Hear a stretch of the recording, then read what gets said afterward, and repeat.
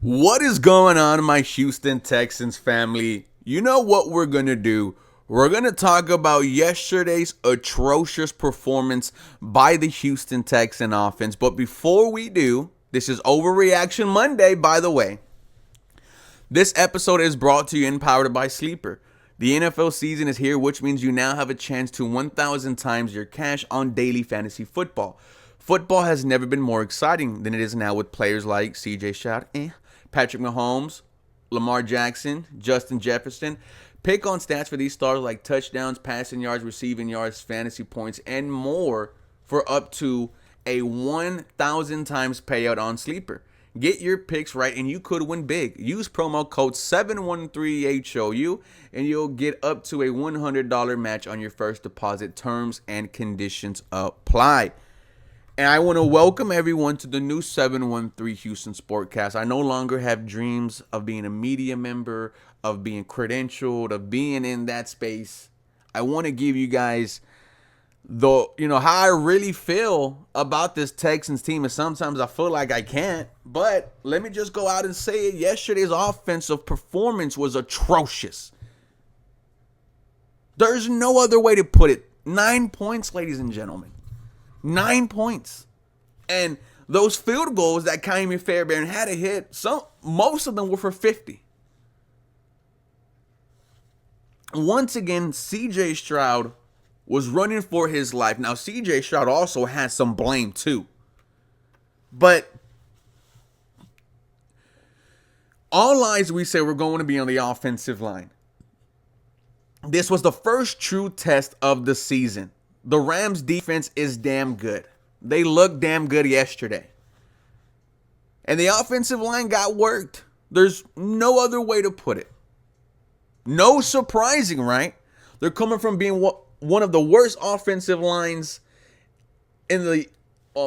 They're coming off of being from one of the worst offensive lines in the league last year to now trying to figure its way out with new culture, new coaching, new starters, and it just didn't look good in terms of pass protection. Running the football, I'll say, was decent. Nick Chubb, 4.6 yards a carry. Dare, 4.5 yards a carry. We'll get to Dare in a second. But the offensive line yesterday, in terms of protecting CJ Stroud, was just not up to par. And I'll tell you what's frustrating about this. If you're a season ticket member for the Houston Texans, you know exactly what I'm going to talk about. There is an event every year called State of the Union where the Texans open up NRG. They have food, they have beer. It's an event.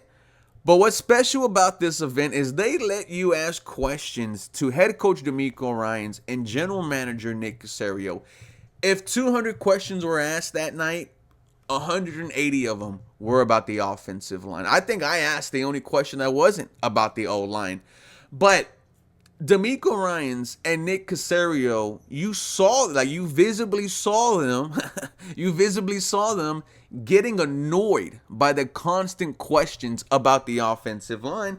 DeMeco Ryans said it himself in front of all of us. Guys, the O-line is going to be fine. Was that fine yesterday? It was not. And what makes me frustrated is you look at the way they handled the offensive line in the offseason. They trade away a 5-time Pro Bowl left tackle in Laremy Tunsil. Now, he had a up and down game yesterday. I believe he let a sack go through and had a penalty. But besides trading away Laremy Tunsil, you didn't do anything else. Now, of course, I know they brought in Jake Andrews, Ed Ingram, Laken Tomlinson, but no one wanted those guys. In terms of talent, you didn't do anything to replace what you lost in Laremy Tunsil. The offensive line, it still has a way to go. My question right now is, can the Houston Texans survive this? You're now 0-1. The Colts won yesterday. The Jaguars won yesterday. We talk about having a round 2 playoff game in Houston, you need to win games like this. If your offense would have put up points, you probably would have won this game because your defense only held LA to 14. Now, Puka was just attacking the secondary, but that just goes to show you how great of a mind Sean McVay is. But the defense, they did their thing. 9 points. Not even a single touchdown. The last time that happened, it was when the Baltimore Ravens dog walked us on Christmas in front of Beyonce. CJ Stroud, 19 of 27, 188 yards, 0 touchdowns, no interception. Interception was questionable, but didn't have a good game. I can't entirely put, the blame on the offense. The O-line, because it wasn't just them. It was CJ Stroud. You know who else fought? It was new offensive coordinator Nick Caley. I don't know what the hell the game plan was yesterday, but Nico Collins only having 5 targets is a problem to me. We're talking about a wide receiver last year that was on pace for 2,000 yards. The year before that had 1,300. We're talking about one of the best wide receivers in the NFL going up against a very weak secondary, and you did nothing to attack them. Your leading wide receiver yesterday was Jaden Higgins. Nick Caley, your inexperience showed yesterday.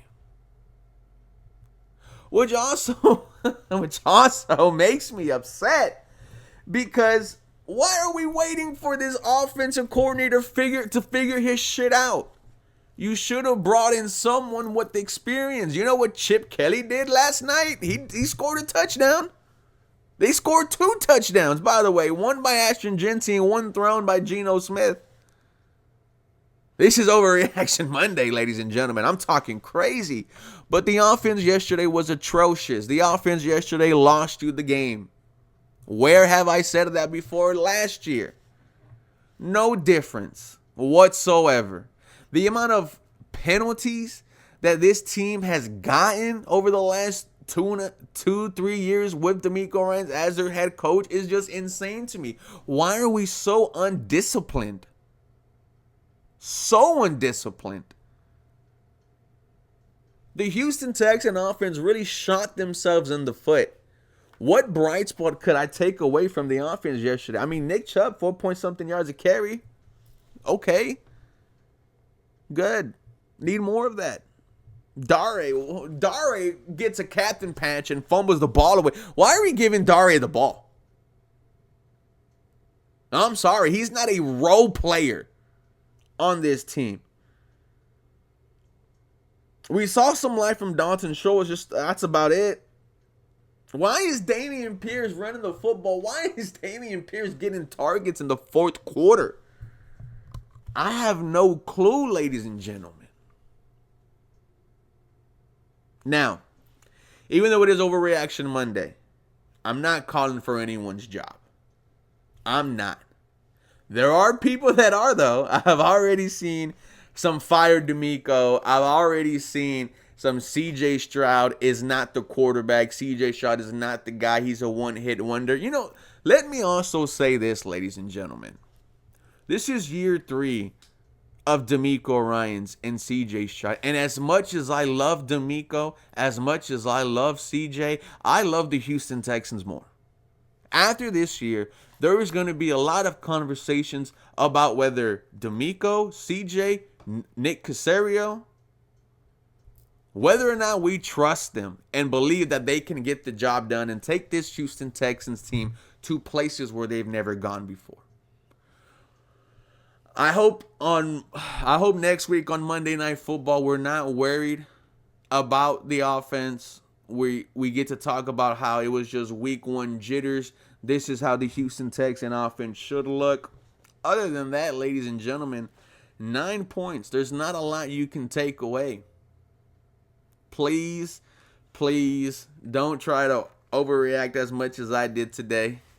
Thank you for everyone who showed up yesterday at the deck on Fountain View. We packed it out. We showed that. You know, we have a little motion here in the H. With that being said, ladies and gentlemen, you guys let me know your thoughts and comments down below about the Houston Texans offense. I love you guys. Have a blessed day. Do not forget, episode brought to you and powered by Sleeper. Get a $100 deposit match. Use promo code 713HOU. I love y'all. Have a blessed day.